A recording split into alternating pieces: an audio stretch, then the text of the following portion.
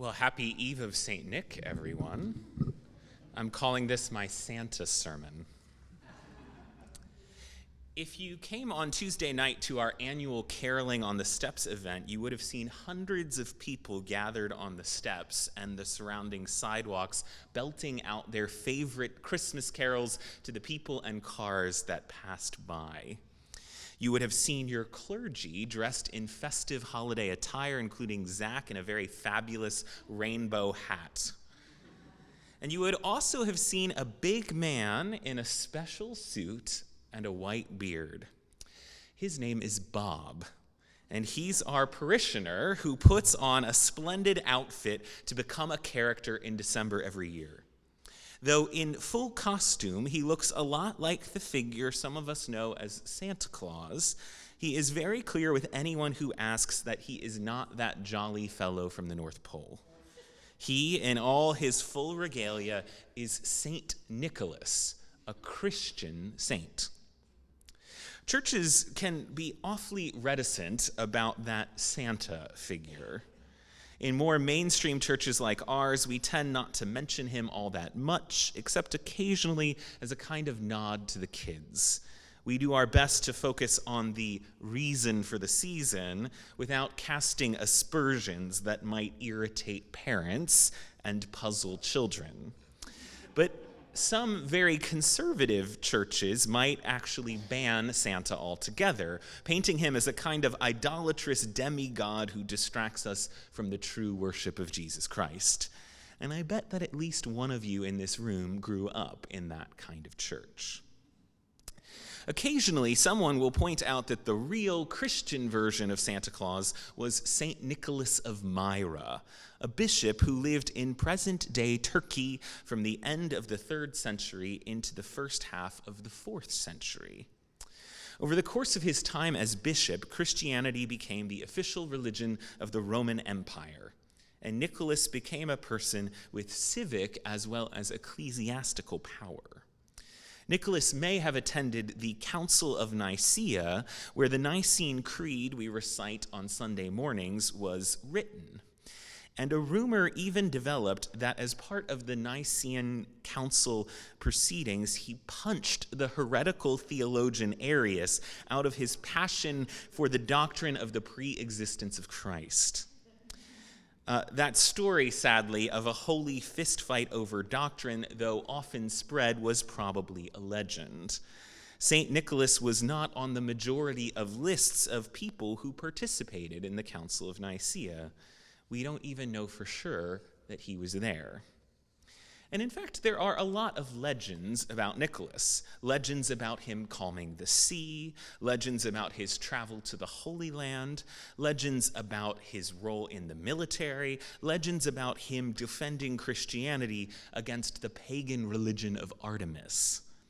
Almost all that we know about Nicholas is a legend.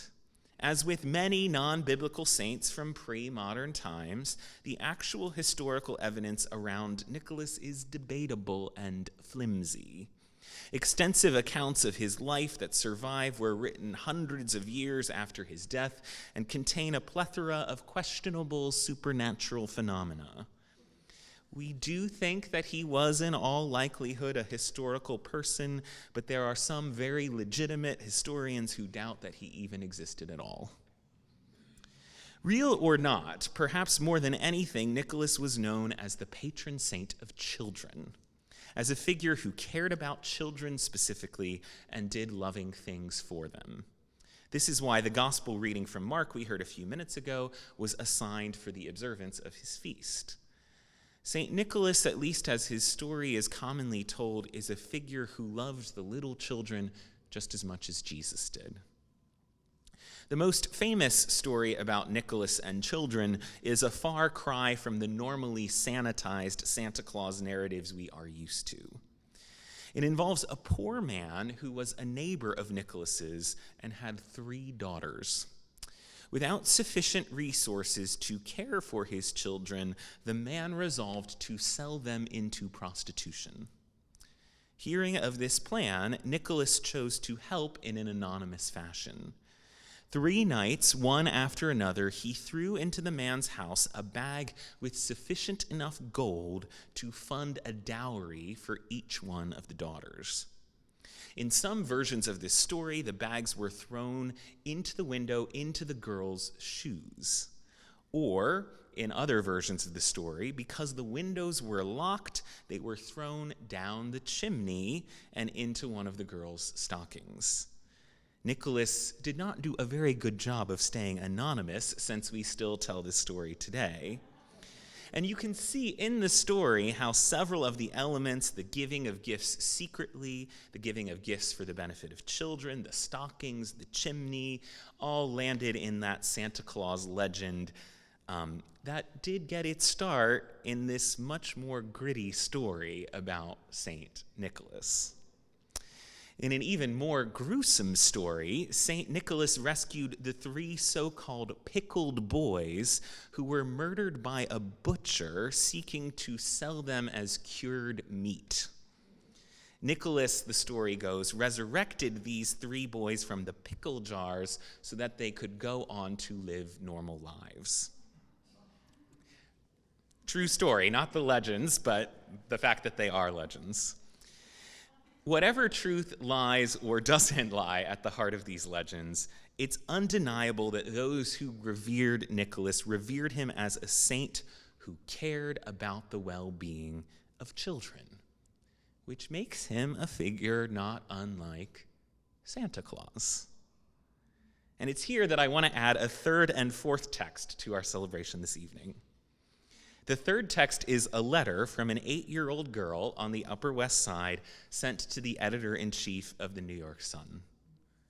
Dear editor, I am 8 years old. Some of my little friends say that there is no Santa Claus. Papa says if you see it in the sun, it is so. Please tell me the truth. Is there a Santa Claus? Virginia O'Hanlon, 115 West 95th Street. And the 4th text for this evening is the response to Virginia that was published in the New York Sun on September 21st, 1897. Virginia, your little friends are wrong. They have been affected by the skepticism of a skeptical age. They do not believe except what they see. They think that nothing can be which is not comprehensible by their little minds. All minds, Virginia, whether they be men's or children's, are little. In this great universe of ours, man is a mere insect, an ant in his intellect, as compared with the boundless world about him, as measured by the intelligence capable of grasping the whole of truth and knowledge. Yes, Virginia, there is a Santa Claus. He exists as certainly as love and generosity and devotion exist, and you know that they abound and give to our life its highest beauty and joy. Alas, how dreary would be the world if there were no Santa Claus. It would be as dreary as if there were no Virginias. There would be no childlike faith then, no poetry, no romance to make tolerable this existence. We should have no enjoyment except in sense and sight. The eternal light with which childhood fills the world would be extinguished. Not believe in Santa Claus, you might as well not believe in fairies. You might get your papa to hire men to watch all the chimneys on Christmas Eve to catch Santa Claus, but even if they did not see Santa Claus coming down, what would that prove? Nobody sees Santa Claus, but that is no sign that there is no Santa Claus. The most real things in the world are those that neither children nor men can see. Did you ever see fairies dancing on the lawn? Of course not. But that's no proof that they are not there. Nobody can conceive or imagine all the wonders that are unseen and unseeable in the world. You tear apart the baby's rattle and see what makes the noise inside, but there is a veil covering the unseen world, which not the strongest man or even the united strength of all the strongest men that ever lived could tear apart. Only faith fancy, poetry, love, romance can push aside that curtain and view and picture the supernatural beauty and glory beyond. Is it all real? Ah, Virginia, in all this world there is nothing else as real and abiding. No Santa Claus? Thank God he lives, and he lives forever. 1,000 years from now, maybe 10 times 10,000 years from now, he will continue to make glad the hearts of children.